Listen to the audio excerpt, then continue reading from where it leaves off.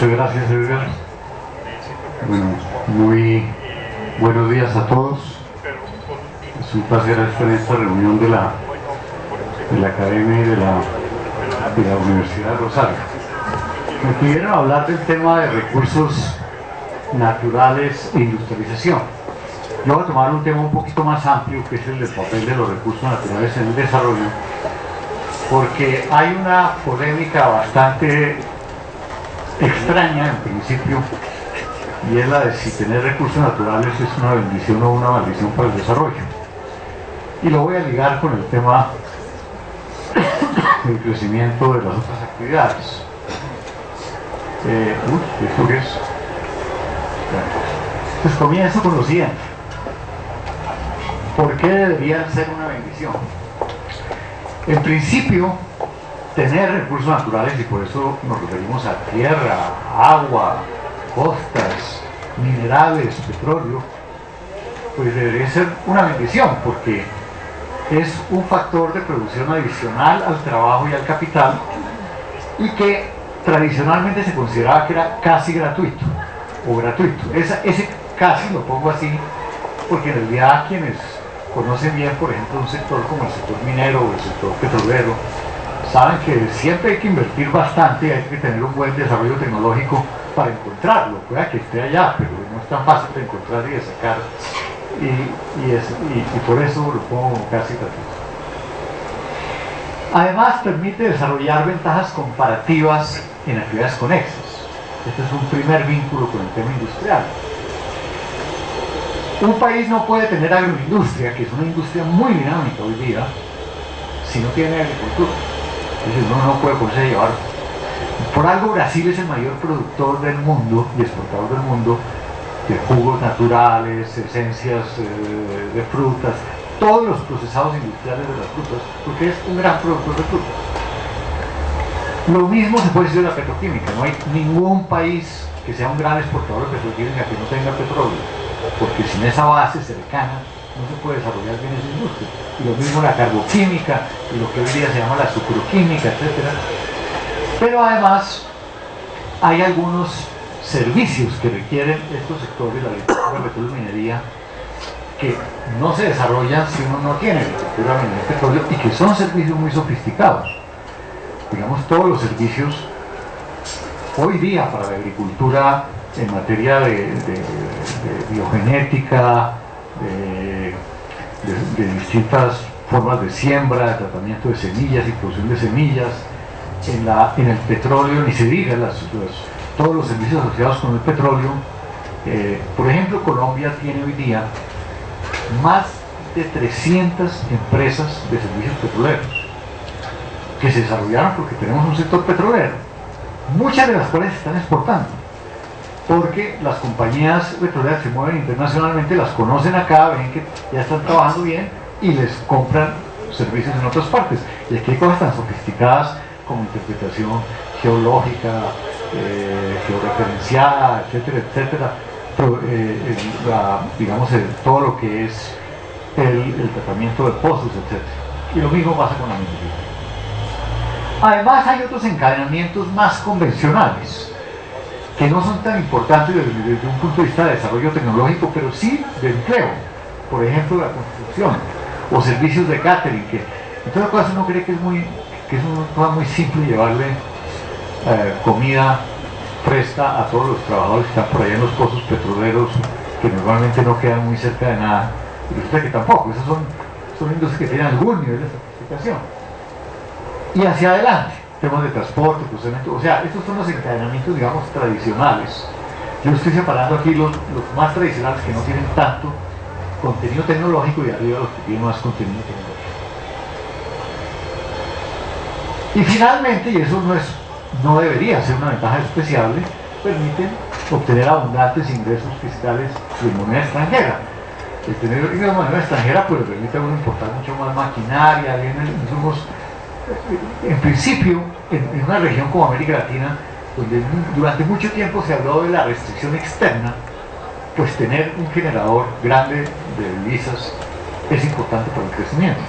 De hecho, no volvimos a hablar del problema de restricción externa. Ya nadie hace modelos con restricción externa como los que se hacían por ahí hasta el año 60. Tiene que ver con esto. Y fiscalmente lo mismo. Finalmente, si uno no tiene esto, pues tiene que gravar más a los ciudadanos, a la industria, a la agricultura, porque de algún lado tiene que sacar los recaudos. Entonces, en principio, por todo esto, debería ser una bendición. Y hay países que en efecto lo convierten en una bendición. Pero es cierto que también puede ser una maldición.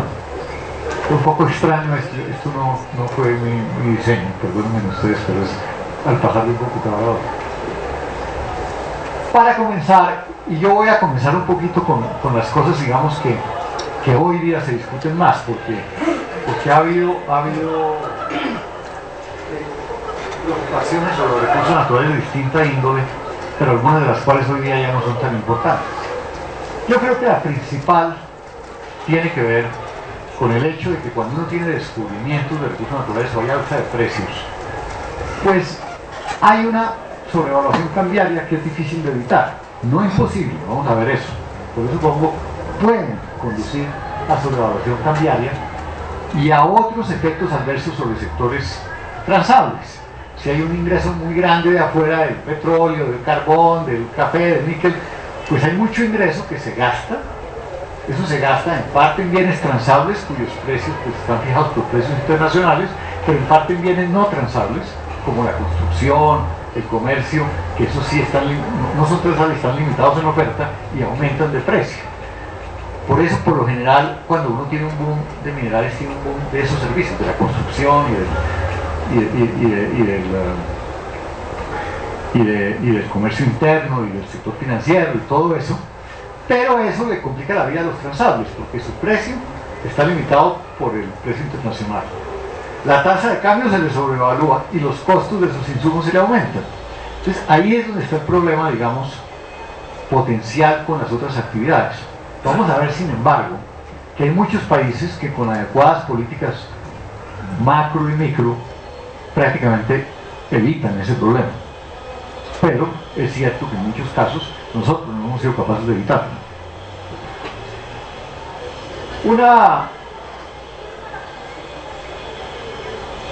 La mayor preocupación de esto es que esto puede llevar a mucha concentración en la producción y las exportaciones.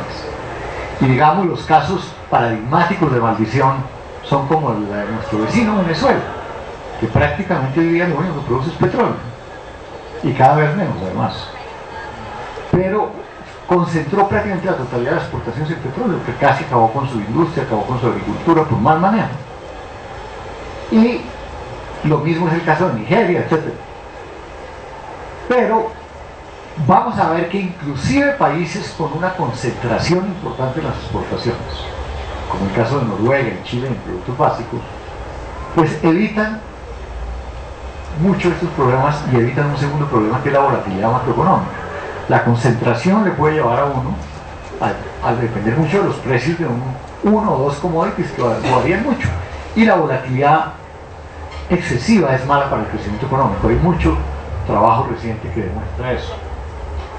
De nuevo, eso depende de un tercer argumento que ya lo pongo como pregunta, porque esto ya yo creo que está descartado, fue nuestro viejo amigo Prebisch, que la idea de que los términos de intercambio iban decreciendo de manera permanente, que era mala idea especializarse en productos básicos.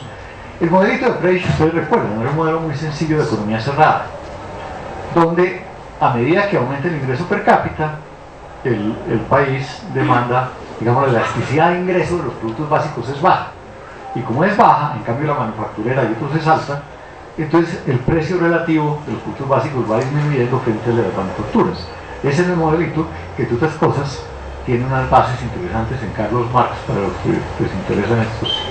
Marx fue primero en tener menos formalizado que el de Prebisch esa idea. Pero antes de Prebisch había un señor que se llamaba Hotelling, que predijo exactamente lo contrario, con un modelo que era básicamente un modelito de oferta, donde decía cosas como el petróleo y los recursos minerales, como son finitos, llegará un momento en que no cubran toda la demanda potencial, tienen que ser sustituidos por sustitutos mucho más caros. En ese momento el precio se tiene que encontrar con el de los sustitutos caros. Como la gente es previsiva, descuenta eso a valor presente, y entonces los precios van a seguir una trayectoria exponencialmente creciente. Esa es la predicción de Hotelling en 1930 y pico sobre petróleo y minerales, totalmente la opuesta de Prebisch. Vamos a ver que ninguno de los tiene razón porque eran modelos demasiado sencillos de la economía. Vamos a verlo en un momento.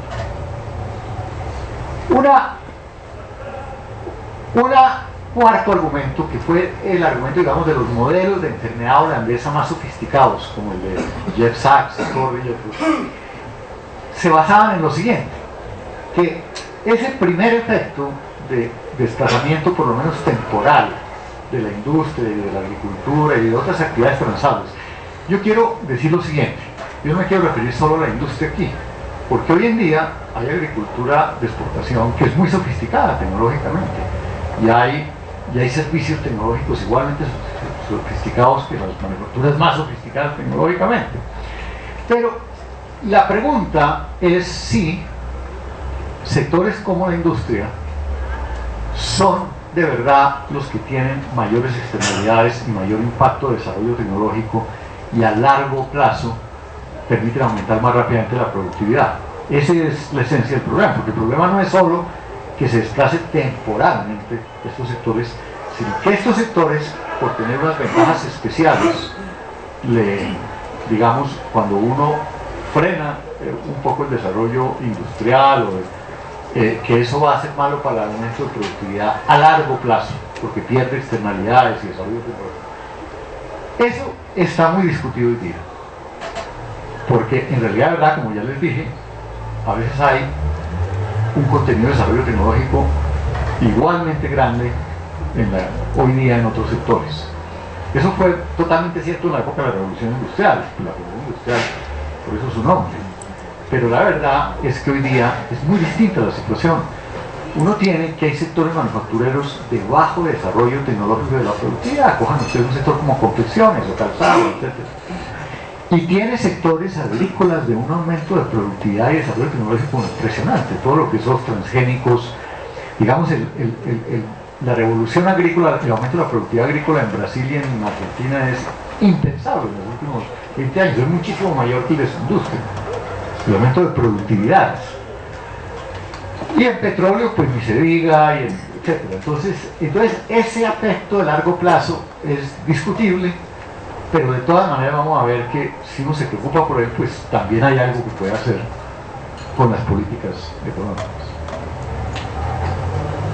Hay otro argumento que es el de Paul Collier, que es como sectores generan rentas, no todos, pero en general generan rentas, puede haber este es un argumento ya político, una lucha por las rentas, que en el peor de los casos lleva a una guerra civil. Y Paul Collier hizo este trabajo en África, mostró que en muchos países africanos ha pasado eso. En Colombia, yo quiero observarles que la teoría de Collier es cierta, pero no tanto con respecto al petróleo y al carbón, sino a la droga, a la cocaína y al marihuana. Esos sí son recursos naturales muy rentables y legales, donde se produjeron una lucha por las rentas monumentales, prácticamente una guerra civil que nos costó mucho, pero son ilegales. Es verdad que en algunas regiones del país, superpuesto sobre ese conflicto, la actividad petrolera pues dio otras rentas adicionales para que se pelearan. Entonces en Arauca ya había una pelea entre la guerrilla y los paras, y pues cuando llegaron las rentas petroleras, la pelea se extendió a las rentas petroleras, y lo mismo pasó en el Putumayo. Pero en otras partes del país no, en los Santanderes, en el Huila, el petróleo no ha tenido ningún impacto sobre violencia. Y corrupción, también por la misma razón, la lucha de rentas puede llevar a eso, o por problemas democráticos.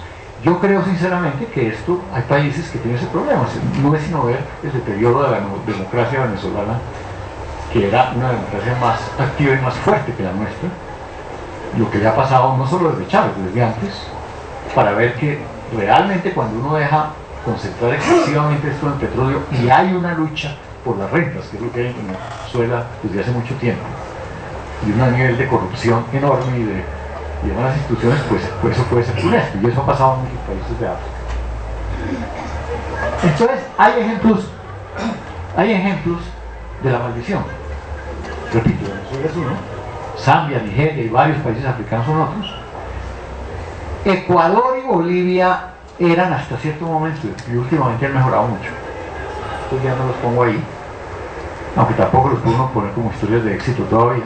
Pero ahí están las historias de éxito, de bendición. Estados Unidos en el siglo XIX, Canadá, los países escandinavos, Australia, Nueva Zelanda, y entre los países en desarrollo, Chile y Botswana son los casos más notables recientes. Entonces, hay lecciones, hay de todo. Comencemos un poquito a ilustrar algunos de estos casos. Estos son los precios relativos de los... ¿cuál será? Esto es energía, precio relativo con manufacturas. Ahí parece que Hotelling tenía razón y no Prebisch, ¿verdad? Un aumento permanente grande. Estos son los no energéticos. Aquí parecía que Prebisch tenía razón, pero de golpe esto se devolvió. Y esta es la visión de largo plazo. Esto es un trabajo de José Antonio Campo. Esto es energéticos. Entonces, digamos de 1870 a 1920 estuvo subiendo, después bajó, esto, o sea, un periodo Hotelling, un periodo Prebisch, un periodo Hotelling, o sea, ninguno de los dos tiene razón. ¿Okay? Y esto es los no energéticos, es parecido aunque menos pronunciado. Una cosa interesante de esto es lo siguiente. ¿Qué fue lo que pasó entre 1870 y 1920 para que aumentaron tanto en términos reales los precios de los productos básicos?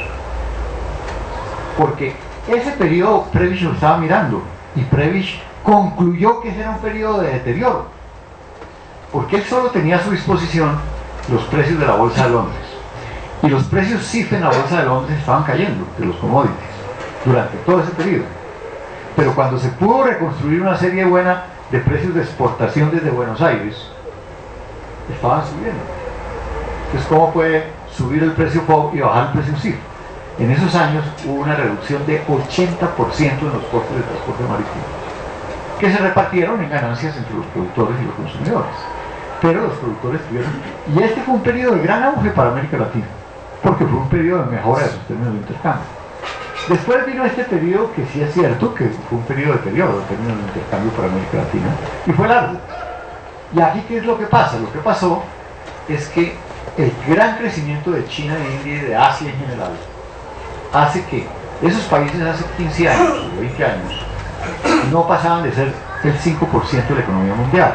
Hoy día son casi el 30%, por lo que ha crecido a unas velocidades enormes. Y siguen creciendo el doble. Entonces hoy en día son consumidores muy grandes de materias primas, y digamos, y determinan la demanda y los precios de las materias primas. Es como si hubiera cambiado la estructura de la economía mundial y la elasticidad de ingreso de los commodities, que venía bajando porque antes los que lo consumían eran en Europa y Estados Unidos. A medida que se enriquecían venía bajando la elasticidad. De golpe estos entran a ser una parte importante y pega un brinco durante unos años. Y se va a quedar alta durante unos años, probablemente. No tan alta como ahorita, seguramente, digamos, los fenómenos que Prebisch mostraba que son ciertos van a comenzar a operar poco a poco. Pero digamos que no es solo, esos modelos simplificados nos hicieron un poquito de daño a nosotros en América Latina, en nuestra percepción sobre estos sectores y también en otras partes. Esto es para mostrarles un caso comparativo. Esto es de una colombiana que trabaja en California, en la Universidad de California, que es un trabajo muy bonito, comparando en largo plazo México y Noruega. ¿Por qué compara México y Noruega? Porque por acá, por esta época, el porcentaje del petróleo en el PIB en México y Noruega era parecido. ¿Qué pasa? México se descuida, en el fondo, pues se burocratiza la industria petrolera, ¿no? Pemex, que al principio fue muy bueno, se burocratiza, no vuelve a encontrar petróleo, el petróleo cae, Noruega sigue subiendo el petróleo con proporción de su PIB. Entonces uno diría, el que va a tener problemas de enfermedad holandesa y de volatilidad y todo eso es Noruega, ¿verdad? Como porcentaje de las exportaciones, lo mismo. En México cae, en Noruega sigue subiendo. Pero miren, como porcentaje de ingresos fiscales, es lo mismo. Entonces, ¿cómo así, si el petróleo en Noruega es 3 veces más importante en el PIB que en México. ¿Por qué es menos importante en los ingresos fiscales? ¿Es que Noruega le cobra menos impuestos al petróleo? No, le cobra más que México. Pero Noruega le cobra impuestos a todas las demás actividades, ya ha diversificado su economía, y México no le cobra casi impuestos a las demás actividades. Entonces México, con mucho menos petróleo que Noruega hoy día, en términos relativos, depende fiscalmente mucho más del petróleo que Noruega. Y por eso no es sorprendente que la volatilidad de México sea mucho mayor que la de Noruega. La de Noruega es prácticamente inexistente. Y aquí vienen las instituciones fiscales, porque lo que hicieron ellos fue crear un fondo de bienestar. Todo el ingreso petrolero va al fondo, se capitaliza, porque piensan, es capital, es un capital natural que se deprecia, y lo que entra al presupuesto son los rendimientos del fondo, que son más o menos constantes, o van subiendo un poco a poco a medida que aumentan. Mientras México, cada vez que tiene los petroleros, es como nosotros, se los gasta inmediatamente y apenas caen, pues tiene problemas, exactamente como está con nosotros. Nosotros metimos en el año 95 un fondo de estabilización petrolera. Esa ley la presenté yo, la acabo de pasar José Antonio Campo, y estaba funcionando divinamente. En el año 2002 comienza el boom petrolero, y a Álvaro Uribe le pareció muy divertido tomarse esa plática fácil. Destruyeron el fondo de estabilización petrolera, se lo gastaron Inter y todos los demás recursos petróleo, y Santos igual. La reducción del déficit es mínima que ha habido. Santos metió la regla fiscal, que puede ser muy importante para el futuro, pero acuérdense que Juan Carlos Echeverri la aprobó para que comenzara a operar a los 4 años cuando él ya no estuviera ahí. Entonces ahora es que está comenzando a operar cuando ya nos está pasando el mundo. ¿Ok? Bueno, otras lecciones de la historia. Esto es una cosa muy interesante.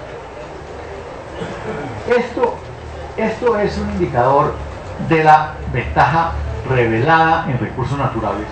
Es el índice del INE de comercio de exportaciones netas de recursos naturales por trabajador no calificado. Ese es, oye, en las discusiones de cómo se debe medir la riqueza de recursos naturales, uno desearía tener un valor de reservas per cápita, pero eso es muy difícil, porque el país que ha hecho mal las cosas no ha encontrado las reservas, y el que sí. Entonces es difícil, y además cómo compara el valor de las reservas de un mineral con el de otro, los precios de hoy, a cuáles precios. Entonces se usa más, como hace el IMER, para saber si hay intensidad de capital o no, es capital sobre trabajo no calificado, es exportaciones netas de productos naturales sobre no calificados. Entonces aquí están los muy intensivos hoy. Acá están los menos intensivos hoy. Y aquí está el nivel de ingreso per cápita. Si fuera cierto que hay una maldición, los países que están acá tendrían los ingresos per cápita más bajos, porque habrían crecido menos a largo plazo. Si fuera cierto que siempre es una bendición, digamos, estos países de aquí estarían aquí abajo y aquí estarían. Fíjense que no es cierto ninguna de las dos cosas.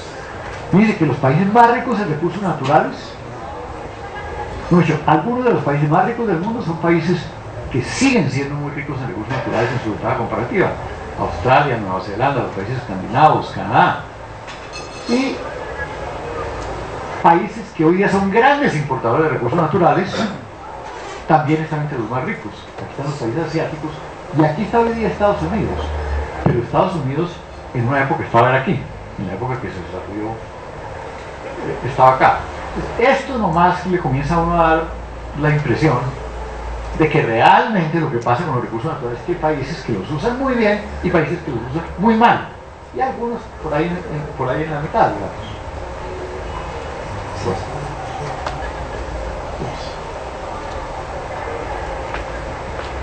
hace unos años, cuando comenzamos a trabajar con unos colegas en este tema, le pedimos a unos historiadores que nos explicaran bien, historiadores especialistas en cada país, cómo ese país había hecho, de los países que se desarrollaron exitosamente basados en los recursos naturales, cómo habían hecho. Entonces Wright, que es uno de los historiadores americanos de historia económica americana más conocidos, miró el caso en Estados Unidos en el siglo XIX, y básicamente el tipo dijo, mire, la razón por la cual los Estados Unidos se pasó a Europa de lejos fue, encontró minerales, sobre todo en la costa oeste.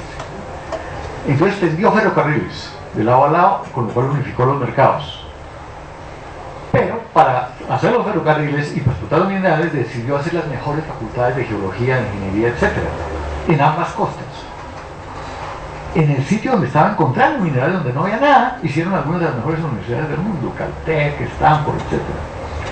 Mejoraron toda la educación, me olvidó poner eso, pues mejoró toda la educación general, e hicieron mucha investigación y desarrollo basado al principio con estas cosas.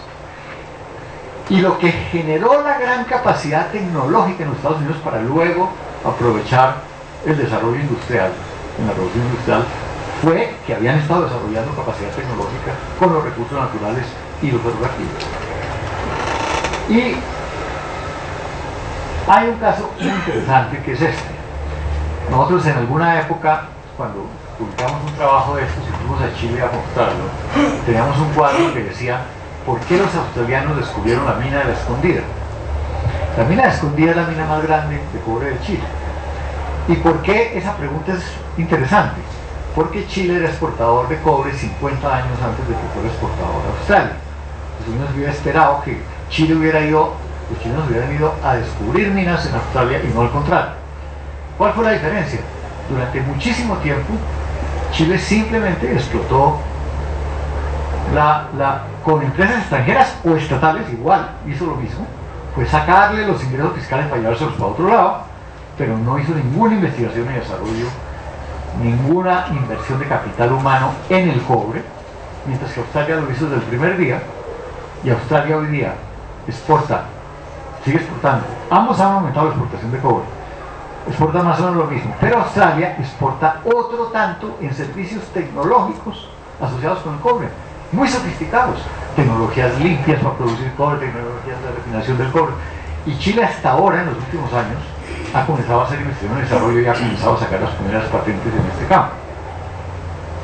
Ahora, en contraste, uno puede poner a Chile y Zambia. En el año 60, Chile y Zambia exportaban tanto cobre. Chile era un poco más rico que Zambia, pero exportaban lo mismo de cobre. Hoy día Chile exporta 5 veces más cobre que Zambia. Entonces uno diría, uy, Chile debe tener unos problemas de diversificación violentos. Y Zambia no. No, es al contrario. Chile exporta 5 veces más cobre que antes, pero ha desarrollado otra cantidad de sectores de exportación. Frutas, maderas, salmón, especialmente recursos naturales, pero relativamente sofisticados, no son productos fáciles de desarrollar. Y Zambia, lo único que sigue, Zambia produce casi el mismo cobre que producía hace 50 años, no mucho más, y es lo único que sigue produciendo. Entonces el problema, digamos, ahí está muy claro en estos ejemplos, el problema no es que uno descubrió el cobre o no descubrió el cobre, sino que fue lo que hizo con el cobre. Están ejemplos desde Zambia hasta Australia con un mismo mineral. Y el otro ejemplo extraordinario es el de los países escandinavos. Y es muy interesante porque estos países tienen una gran riqueza forestal y pesquera. Suecia, desde muy temprano, desarrolló instituciones muy buenas para el manejo de los derechos de propiedad, muy interesantes sobre los bosques, muy bien pensados. Escuelas de ingeniería que comenzaron a buscar las mejores técnicas para explotar los bosques y de agrotecnología, y comenzaron a producir maquinaria para la madera. Y al producir maquinaria para la madera se volvieron unos grandes productores de maquinaria que siguen siendo hoy día. Noruega al principio no hizo nada de eso, dejó dañar los bosques, iban por ahí por el mar acabando con la pesca, y hubo un momento en que Suecia era un país desarrollado y Noruega era un país bucólico al lado, y eran los mismos vikingos, pero encontraron el petróleo y dijeron no nos vuelve a pasar lo mismo, y ha sido Noruega el país modelo en sembrar bien el petróleo, en ahorrarlo en este fondo que digo, invertirlo bien, y hoy día Noruega está prácticamente al nivel de Suecia en el ingreso per cápita. Finlandia, un país que hasta 1960 nadie invertía en Finlandia porque Helsinki queda a menos de media hora de San Petersburgo, o sea, los tanques rusos podían entrar y salir en un minuto. Entonces era como un satélite, no estaba incorporado a la órbita de la Unión Soviética, pero dependía de ellos y nadie invertía ya un peso, y Finlandia iba pésimo hasta 1950. Al finalizar la Guerra Fría, los tipos deciden que van a hacer una cosa extraordinaria y comienzan a educar a toda su población, y resulta que había algunas empresas como Nokia que habían invertido mucho también en el desarrollo tecnológico de bosques, de industria de madera, de pulpa y papel, que se inventaron ni más ni menos que los celulares y se fueron adelante por mucho, y hoy día Finlandia sale en todos los índices de competitividad como uno de los mayores, que se ha desarrollado enormemente. Finlandia era mucho más pobre que nosotros en años 60. Bueno. Si uno mira más cerquita, ya lo dije, en América Latina uno tiene hoy día como 4 grupos de países. Venezuela, que cada vez lo está haciendo más mal, teniendo la mayor riqueza. Chile, que cada vez lo está haciendo mejor. Brasil, México, Colombia, que ni tan bien como Chile, ni tan mal como nosotros. Ecuador y Bolivia, que hasta hace un tiempo lo hacían bastante mal, hay que reconocer eso. Cuando Evo Morales y Correa llegaron al poder y dijeron que eran del ALBA, todo el mundo pensó que iban a hacer lo mismo que Chávez, y no. Han manejado la economía muy cuidadosamente, han seguido una política relativamente favorable al desarrollo del sector privado, pero con buena inversión social también. Al principio hicieron algunas tonterías que les creó algunos problemas, pero en realidad van muy bien esos dos países últimamente. En África, Botsuana es una estrella. Fue uno de los últimos países africanos en independizarse. Cuando se independizó era uno de los más pobres y tenía posibilidad de desarrollar unas minas de diamantes. Los ejemplos de Collier sobre el problema de violencia y de guerra son sobre todo con países donde se producen diamantes. Eso es como las esmeraldas nuestras. Pues Botsuana manejó eso a las mil maravillas, hizo unas asociaciones público-privadas para la explotación de las minas de diamantes que le generan unos ingresos fiscales y de moneda externa enormes, los ha invertido divinamente, está cuidando enormemente el ambiente, está usando los recursos de la minería para proteger medio país con parques naturales, y está comenzando a tener uno de los ecoturismos más vibrantes del mundo, que muestra que uno puede de manera inteligente ser un país minero y un país verde, no necesariamente verde donde tiene la mina. Bueno, y Nigeria y Zambia, que eran los desastres, Nigeria ha mejorado últimamente, y Sudáfrica y Namibia como intermedios. En todos los países, o sea, hay de todo con los recursos naturales. Ese es el mensaje que yo quiero dejarles. Y lo último que quiero presentarles un poquito lo que ha pasado con el boom reciente de América Latina. Lo primero que quiero decirles es, este boom fue una cosa espectacular. Miren, estos son las mejoras en términos de intercambio, el precio promedio de exportaciones sobre importaciones. Fíjense ustedes que durante todo este periodo entre el 80 y el 90, los términos de intercambio no mejoraban, disminuían un poquito, tampoco era dramático. Miren lo que pasó desde el 2002, impresionante en casi todos los países. Venezuela, lo de Venezuela es increíble, ¿no? Un boom que no tiene antecedente en la historia de América Latina, en Venezuela. Es un boom del tamaño de los que han tenido los países petroleros del Medio Oriente y totalmente desperdiciado. El segundo fue Chile. Fíjense en este orden para algo que voy a mencionar ahora. Luego Perú, porque el cobre subió mucho, porque China es un gran importador de cobre y eso, el precio del cobre y de otros metales se puede. Colombia viene luego, un poco menos Argentina y Brasil. México no tuvo prácticamente boom de términos de intercambio porque ya tiene muy poco petróleo y ya tiene muchas manufacturas. Y Centroamérica tampoco. El boom de commodities fue de Sudamérica. ¿Okay? Este es un estimativo del windfall, o sea, el aumento excepcional de ingresos que toma en cuenta la mejora en términos de intercambio con el peso que tienen las exportaciones dentro del producto. Y esto es lo que muestra el tamaño de las bonanzas de América Latina en esta ocasión frente al de ocasiones pasadas, la mitad de los 70, cuando OPEP, mire, estas fueron el doble de las de OPEP. Lo que estamos hablando es una cosa espectacular de ingresos. Estos son los países petrolero del Golfo Pérsico, o sea, los más altos, Venezuela está como los más altos de allá. Realmente tuvimos una oportunidad única de ingreso de términos de intercambio espectacular, que claro, puede causar problemas. Entonces, la pregunta de cómo manejamos esto, cómo lo manejamos es muy importante. La primera cosa interesante de observar es la siguiente. Fíjense ustedes que yo dije que después de Venezuela, los dos países que han tenido las mayores ganancias en términos de intercambio y en ingresos brutos fueron Chile y Perú. Entonces uno hubiera esperado que desde el 2003 las monedas que más se hubieran apreciado fueran las de Chile y Perú. Y no, son las que menos se apreciaron. Se apreciaron mucho más Colombia y Brasil, que tuvieron un boom mucho menor que el de Perú y Chile. Eso sugiere que Perú y Chile hicieron algo mucho mejor que Colombia y Brasil, y vamos a discutir un... Y aquí están los dos niños diferentes.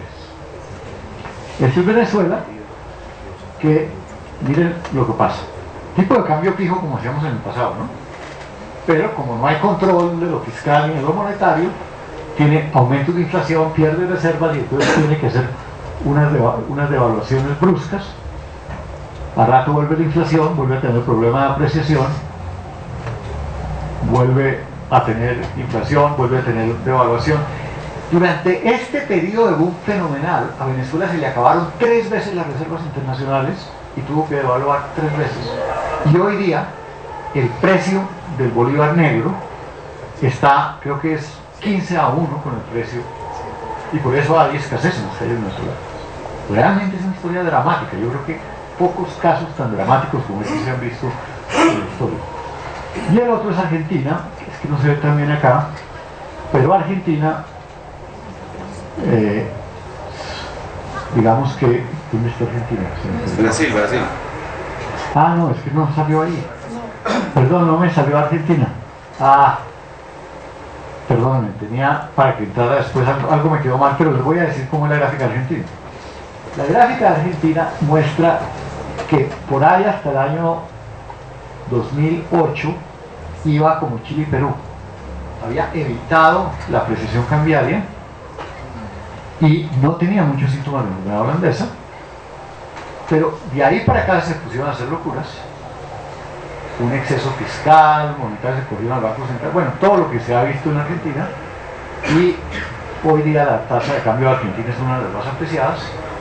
De nuevo, también está con problemas de reservas, ha tenido que imponer controles de capital a la salida, está con todos los problemas que conocemos. Entonces, uno puede hacer con este tipo de ventaja barbaridades increíbles como Venezuela y en menor medida Argentina, o cosas bastante buenas como Chile o Perú, o regulares como Colombia y Brasil. Y aquí están las consecuencias. Obviamente hay concentración de exportaciones en todas partes, porque con semejante subida de precios del cobre, pues sería raro que no hubieran aumentado las exportaciones de cobre chilenas más que otras. Pero lo interesante es que las demás exportaciones no dejaron de crecer. Y lo mismo en Perú. No dejaron de crecer las demás. Miren en Brasil, se estancaron y han caído desde hace un tiempo. Miren en Colombia, lo mismo. Y bueno, Venezuela lo pongo aquí, dan ganas de llorar, porque desde antes, pero ahora sí que la diferencia es aterradora. Argentina es un caso intermedio, de nuevo. Se veía como Chile y Perú, o sea, las demás exportaciones iban mejorando hasta cierto momento y después se han caído también. Esto es, digamos, el síntoma ese más claro, los dos síntomas más claros de la enfermedad holandesa, ya sea que uno le preocupe los efectos de volatilidad de corto plazo, los efectos de largo plazo. Uno es la concentración de exportaciones y otro es el estancamiento de la actividad de los transables. Y miren ustedes de nuevo, el estancamiento de la industria en Brasil, el estancamiento de la industria en Colombia, en cambio en Perú no es tan malo, y en Venezuela se cae, un poco que había. O sea, de nuevo, estas cosas dependen de lo que uno hace con ellos. Eso es como, yo a mis estudiantes les digo, eso es como si uno se gana una lotería. Uno puede hacer varias cosas con la ganar la lotería. Puede invertirla juiciosamente en mandar a sus hijos a la mejor universidad, en mejorar, modernizar su maquinaria, en su empresa, etcétera, etcétera. O puede irse de farra 3 meses con los amigos y con otras amigas, pierde su trabajo, cuando vuelve a la casa no lo recibe ni la señora y no puede hacer cualquiera de las dos cosas. Y eso es lo que pasa con los recursos naturales. ¿Qué fue lo que hicieron Perú y Chile mejor que Colombia y Brasil?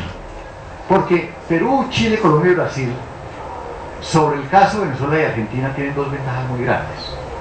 Tenemos unos regímenes cambiarios más flexibles, que eso sabemos hoy día, que es mucho mejor que tratar de tener quieto el tipo de cambio. Yo no soy un experto, pero a mí me dicen que es bastante bueno. Y al otro día que sale la reglamentación y anuncian que van a comenzar a hacer las licencias de los no convencionales, salen varios amigos nuestros, que se han vuelto muy radicales, a pedir una moratoria como en Francia. Pues que en Francia los grandes depósitos de no convencionales están debajo del país. Aquí están en Magdalena Medio, en otros sitios, que claro, hay que cuidar los acuíferos, hay que estar seguros de que eso se hace bien. Pero parar el desarrollo es una cosa que nos puede salir demasiado costosa. Yo acabo con ese comentario.